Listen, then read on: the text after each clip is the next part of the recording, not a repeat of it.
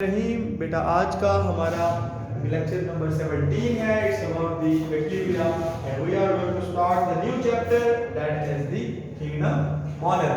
Kingdom monera अगर आप गौर करें तो एक बात सबसे पहले दिमाग में आती है जब भी हम किंगडम मोनेरा को पढ़ते हैं, that is it is the prokaryotic organisms.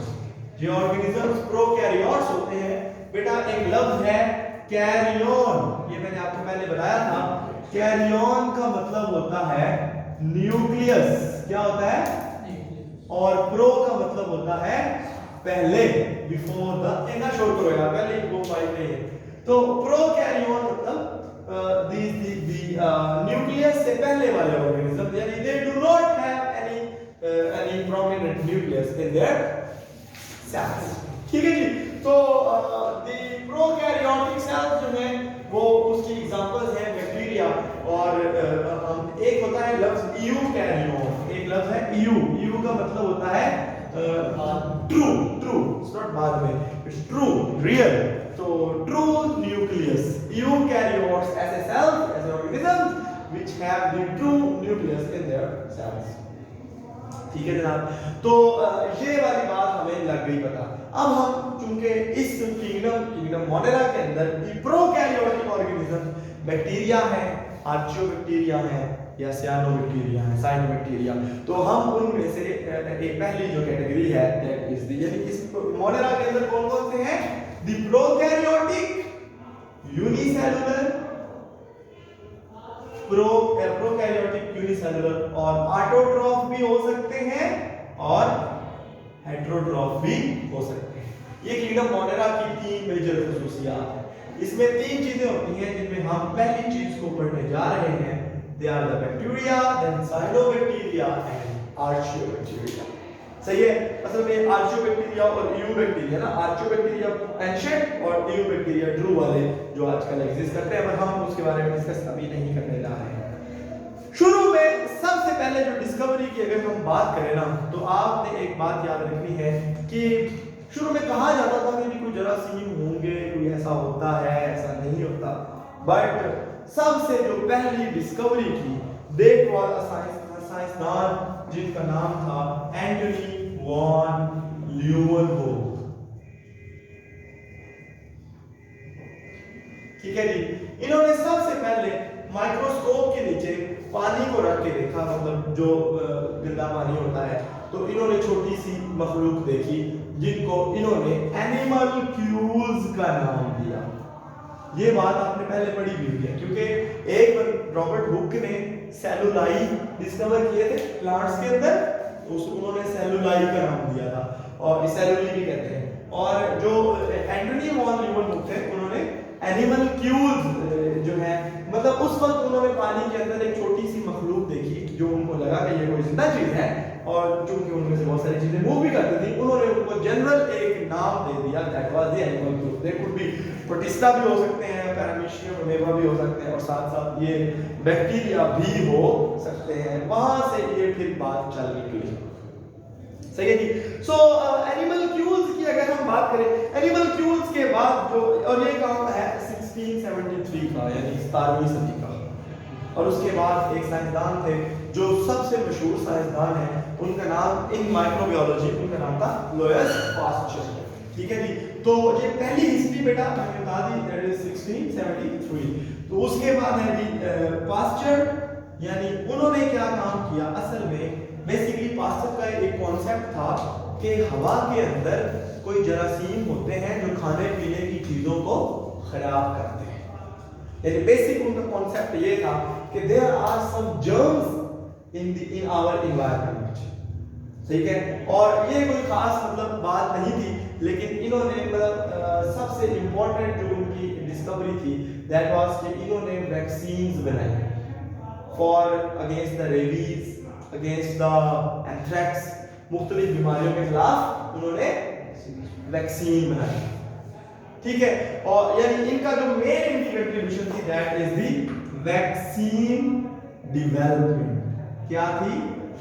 बहुत सारी बीमारियों के खिलाफ इन्होंने वैक्सीन बनाई। और तब अभी उनके जो आपने जिस तरह वायरस में देखा था के भी कॉजेटिव एजेंट यानी वायरस खुद दरियाफ्त नहीं हुए पर वैक्सीन बनना, जिस तरह वो वैक्सीन का कॉन्सेप्ट वो एडवर्ड जेनर वाला बताया था, उसके बाद मैंने पासर के बारे में बताया था ना कि उन्होंने भी बहुत सी वायरल रेबीज के बारे में उन्होंने रेबीज की वैक्सीन बनाई। उन्होंने जनाब एंथ्रेक्स बड़ी एक गंदी बीमारी थी, माता कहते हैं, ह्यूमन की बीमारी भी है। ये बीमारी क्या करती है एंथ्रेक्स, कि जब कोई बंदा मर जाता है, एक बैक्टीरिया है बैसिलस एंथ्रेसिस, उसकी वजह से होती है। बायो वेपन भी है, यानी दूसरे मुल्क में भी फैला देते हैं तो उधर भी बीमारी आ जाती है। तो एंथ्रेक्स बेसिकली क्या करती है, वो जो बंदा मरता है उसके खून सारी बॉडी ओपनिंग से खून निकलता है, ब्लीडिंग होती है, इसी वजह से तो मरता है। तो वो मर जाता है तो फिर वो खून रुकता भी नहीं है, जमता भी नहीं है, सही है। उस खून को जब पहली दफा माइक्रोस्कोप के नीचे देखा गया तो उसमें कुछ रॉड शेप बैक्टीरिया नजर आए, जो पहले डिस्कवरी थी बैक्टीरिया। समझा गई ना बात की। और ये वाला जो सबसे पहला कॉन्सेप्ट था, that was the rod shape bacteria which were discovered in the anthrax victim, एक शीप थी। उसके बाद टीबी का जो जरासीम था, माइकोबैक्टीरियम ट्यूबरकुलोसिस, वो फिर दरियाफ्त हुआ और फिर आहिस्ता आहिस्ता डिस्कवरीज की लाइन लगी। और अब तो ठीक है जनाब, शुरू में तो बेटा सिर्फ माइक्रोस्कोप थी, माइक्रोस्कोप में पता लग जाता था वो बैक्टीरिया आ गए तो ठीक है, नहीं ना से फिर उनकी कैटेगराइजेशन होनी शुरू हुई। फिर आहिस्ता आहिस्ता बैक्टीरिया को मॉलिक्यूलर टेक्निक्स यानी पीसीआर यानी उनका डीएनए डिटेक्ट करना शुरू हो गए।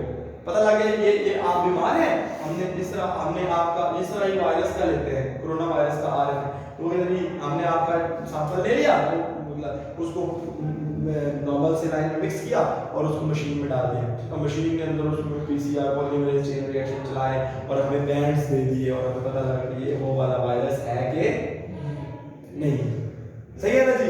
तो मॉलिक्यूलर टेक्निक्स ऐसा ऐसा डीएनए की सीक्वेंसिंग होती है, पता लगता है कि ये वाला बैक्टीरियम है, ये वाला, ये वाला, और फिर सब ने क्या किया बताया। अब तो बहुत आगे की बातें हो चुकी हैं। अब आप ये सोच लें कि हर बैक्टीरियम जो डिस्कवर हुआ है बेटा अब तक, उस बैक्टीरियम का सारा डीएनए उसका बैंक भी बना हुआ है, उसके जीन्स के बैंक भी बने हुए हैं, और इवन हर बैक्टीरियम के जीन्स की सीक्वेंस जो आपने पढ़ी नहीं डीएनए की सीक्वेंस, वो पूरी की पूरी जीनोम की सीक्वेंस भी इंटरनेट पे अवेलेबल है। तो आप समझ लेंगे ये कहां तक बातें पहुंच चुकी हैं, ठीक है। और अब तो इवन बैक्टीरिया के जीन्स को ह्यूमन के जीन्स के साथ कंपेयर भी किया जा रहा है, और हर चीज के साथ, हर दूसरे जिंदा चीज के साथ, यानी जो भी चीज अब डिस्कवर हो रही है सबसे पहले उसका जीन्स, उसका डीएनए, उसका सारा डाटा लेके उसको पहले स्टोर करते हैं। समझ रहे हैं बात को। अब इस लेवल में अब वो माइक्रोस्कोप काम तो आती है, लेकिन अब ये वाली बातें बहुत पुरानी हो गई हैं, ये वाली टेक्निक्स, बट मैंने आपको सिर्फ बतानी थी। उसके बाद बेटा जी जो अगली बात है दैट वाज बड़ी इंपॉर्टेंट, रॉबर्ट कोच असल में नाम है उनका, इस रॉबर्ट कोच भी कहते हैं, आपकी मर्जी है, तो उनको हम कहते हैं जी कोक्स पोस्टुलेट्स, रॉबर्ट, ठीक है जी। इन्होंने ये बेसिकली इन्होंने एक चीज दी जिसको हम कहते हैं जर्म थ्योरी ऑफ डिजीज, सही है। इनको हम कॉक्स पोस्टुलेट्स भी कहते हैं। क्या कहते हैं? ये साइंसदान थे, इन्होंने जो बात बताई ना वो बड़ी अहम है। अहम किस तरह से है, अगर मैं आपको बताऊं, तीन चार पॉइंट्स हैं, चार अहम तरीन पॉइंट्स हैं, मैं आपको बताऊं, आप बड़ी आसानी से समझ जाएंगे।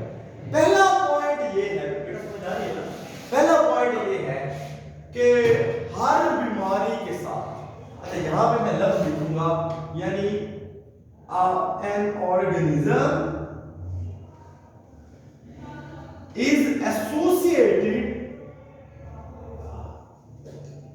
with every या each infectious disease। असल में ना बेटा कुछ बीमारियां ऐसी होती हैं जो इन्फेक्शियस नहीं होती, वो होती है मेटाबॉलिक डिजीज, कोई हार्मोनल इम्बैलेंस आ गया, कोई ऐसी बीमारी आ गई जो इंडाइजेशन, मैंने खाना ऐसा अजीब सा खा लिया तो वो फूड पॉइजनिंग, ये वो कोई इंजरी, कोई कट शट, ये वो बीमारियां होती हैं जो कि बेसिकली किसी जरासीम की वजह से नहीं होती। तो इसलिए इन्फेक्शियस डिजीज का लफ्ज लिखना चाहिए। इन्फेक्शियस डिजीज का मतलब ये होता है कि हर वो बीमारी जो किसी इन्फेक्शन की वजह से होगी उसके साथ कोई ना कोई एक जरासीम जरूर मुंसलिक होगा। A microbe is associated with every infectious disease। ठीक है। और अगली बात, ना सिर्फ हमें ये पता है बल्कि that infectious agent can be isolated, सही है, and grown on the artificial media। ये क्या है बेटा, मैं आपको बताता हूं। तो grown on the artificial media यानी एक वो जो बंदा है बीमार बंदा, उससे हम उस जरासीम को बकायदा हासिल कर सकते हैं, आइसोलेट कर सकते हैं, फिर उस जरासीम को खुद अपने किसी, जिस तरह मीडिया कहते हैं कोई ऐसी चीज, ऐसा लिक्विड या ऐसा सॉलिड जिसमें बैक्टीरिया की ग्रोथ के लिए सारा सामान मौजूद होता है। तो हम क्या करते हैं कि उस जरासीम को that can be grown, that can be isolated from that बीमार आदमी and that can be grown on the particular infection, the artificial media। ठीक है जी। अब आर्टिफिशियल मीडिया से उसको सेपरेट करने के बाद जो अगली बात है वो मैं आप अपने साइज को नीचे ले जाएंगे, फिर शेयर करेंगे। तो जो अगली बात है, तीसरा पॉइंट वो ये है दैट, अच्छा अगर मैं वो जो मैंने ग्रो कराया है, मसलन ये कोई बीमार बंदा था यानी सिक पर्सन, उससे मैंने आइसोलेट किया, ये प्रोसेस हो गया आइसोलेशन, उससे फिर मैंने ग्रो कराया, ग्रोथ ऑन आर्टिफिशियल मीडिया, उसको फिर मैं अगर दोबारा नॉर्मल पर्सन में लगाऊं तो उसे भी वो भी बीमार हो जाता है, यानी वो भी सिक हो जाता है, बीमार। यानी इसका मतलब ये है a disease can be produced by, यानी वही डिजीज जिसका जरासीम हमने एक बंदे से निकाला था, अगर मैं उस जरासीम को ग्रो करा के इस बंदे को लगा दूं तो in by the grown bacterium या आर्टिफिशियल वो भी जो भी मैंने जरासीम उगाया था, ठीक है ना जी, on to a healthy person by the grown bacterium in a healthy person। यानी अगर मैं एक हेल्दी पर्सन को वही जरासीम लगा दूं तो उसे भी बीमारी लग जाती है। ठीक है बेटा। और बाद में अगली बात याद रखें, ये जो सिक बंदा हुआ है जिसको मैंने एक्सपेरिमेंटल इन्फेक्शन दिया है, इससे भी आइसोलेशन दोबारा की जा सकती है, यानी जिसको मैंने लगा के बीमार किया उससे भी मैं दोबारा उस जरासीम को वापस कलेक्ट, ये नहीं कि उसकी बीमारी खत्म हो जाएगी, नहीं, मतलब उससे भी सैंपल लेके उसको दोबारा ग्रो करा सकता हूं तो दोबारा वही जरासीम निकलेगा। इसका मतलब साबित हुआ कि यदि एक बीमार था उससे मैंने जरासीम लिया, दूसरे को लगाया, वो वाकई में बीमार हुआ और फिर उससे मैंने निकाल के दोबारा ग्रो कराया तो वो दोबारा ग्रो हो गया। यानी the infectious agent can also be recovered from the experimental infection। जिस जानवर को मैंने दोबारा लगाया, इंसान को मैंने दोबारा लगाया है एक्सपेरिमेंटल इन्फेक्शन, उसके अंदर से भी दोबारा वो जरासीम को वापस आइसोलेट। भाई समझ आ रही है बेटा, समझ आई? यानी इसमें ये है कॉक्स पोस्टुलेट और germ theory of disease, short question. उसके बाद जो अगले साइंसदान थे, पास्चर्स भी अपनी तरफ चल रहे थे, कॉक्स वगैरह भी, उन्होंने बहुत सारी टेक्निक्स डेवलप की, मतलब बैक्टीरिया को ग्रो कराने के लिए नए नए तरीके इजाद किए, मीडिया नया नया बनाया, मतलब पहले एक तरह का मीडिया था, फिर दूसरी तरह का, फिर तीसरी तरह का, फिर कई जरासीम ऐसे थे जो एक मीडिया पे ग्रो नहीं होते उनको दूसरे मीडिया पे ग्रो कराया, जो इस पे नहीं होते उनको तीसरे पे ग्रो कराया, फिर किताबें लिखी कि जनाब ये वाला जरासीम इस मीडिया पे हो जाता है, ये इस मीडिया पे होता है, ये इस मीडिया पे होता है। मीडिया क्या था? वो चीज थी, वो लिक्विड था या वो सॉलिड था जिसमें उस बैक्टीरियम की ग्रोथ के लिए जो सामान चाहिए था वो सारे का सारा मौजूद। बेटा समझ आ गया? आपको भी समझ आ गया? ऐसे कोई सवाल तो नहीं अब्दुल ना? अच्छा ये तो हो गई जनाब बात यहाँ। अब अगर हम बात करें तो हमें दी बैक्टीरिया की जो क्या कहते हैं उसको दी अक्रेंस ऑफ बैक्टीरिया। अब आपको इस बात से असल में थोड़ा सा आइडिया दिया जा रहा है कि बैक्टीरिया कहां कहां हो सकते हैं। याद रखिए बैक्टीरिया राइट फ्रॉम गर्म चश्मे जो पानी के अंदर होते हैं समुद्रों में, उनसे लेकर ठंडी से ठंडी जगह और इसके अलावा तेल और इसके अलावा हमारी अपनी बॉडी, यानी बैक्टीरिया हर जगह पाए जा सकते हैं। They can live in the water, they are present on the soil, they are also present in the oil के जो बड़े-बड़े जखीरे होते हैं वहां पे। इसके अलावा जनाब they are present on the surface of the body। Surface of the body में जो जरासीम होते हैं नॉर्मली हमारे मुंह में, हमारे इंटेस्टाइन में, हमारे जिस्म के ऊपर, उन्हें हम कहते हैं नॉर्मल माइक्रोफ्लोरा। क्या कहते हैं भाई? Microflora of the body. ये बकायदा ये हमारे लिए फायदेमंद होता है, ये हमारी हिफाजत करता है। अगर कोई चीज इधर लग गई, कोई और जरासीम आ गया तो ये उसको खत्म कर देता है, तो हमारी प्रोटेक्शन भी करता है। सही है, इसलिए कहते हैं बार बार आप साबुन से हाथ जरूर धोएं, लेकिन बार बार बॉडी को साबुन से बार बार वॉश नहीं कर। अभी तो कोरोना के दिनों में तो चलो हैंड सैनिटाइजर वगैरह बार बार लगाते हैं, पर ये जरासीम कई चीजों से हमारी हिफाजत करते हैं, जो नॉर्मल माइक्रोफ्लोरा है, जो वायरस वगैरह वो नहीं। ठीक है, तो ये आपको लग गया पता। सरफेस ऑफ आवर बॉडी के ऊपर बकायदा पाए जाते हैं। इसके मेरे bacteria are present everywhere, almost everywhere. ठीक है जी, अब आते हैं इसके ऊपर कि अल्कलाइन और एसिडिक एनवायरनमेंट, ये सारा कुछ मैंने बता दिया जनरल सी बात।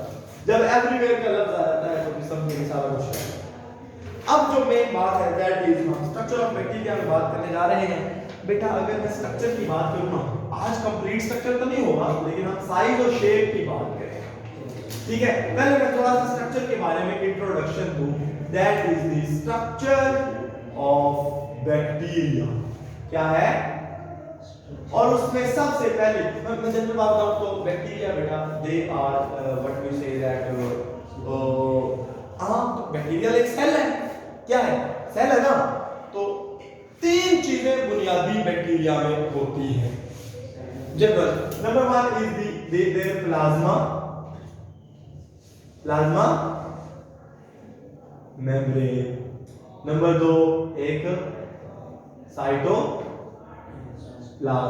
और नंबर 3 उनका जेनेटिक मटेरियल। ऐसे ही है, थोड़े से ऑर्गेनल्स यानी लाइक समझ रहे हैं ना आप बात को कि मतलब कुछ ऑर्गेनल्स, ठीक है, और उनका जो जेनेटिक मटेरियल क्या है इनके।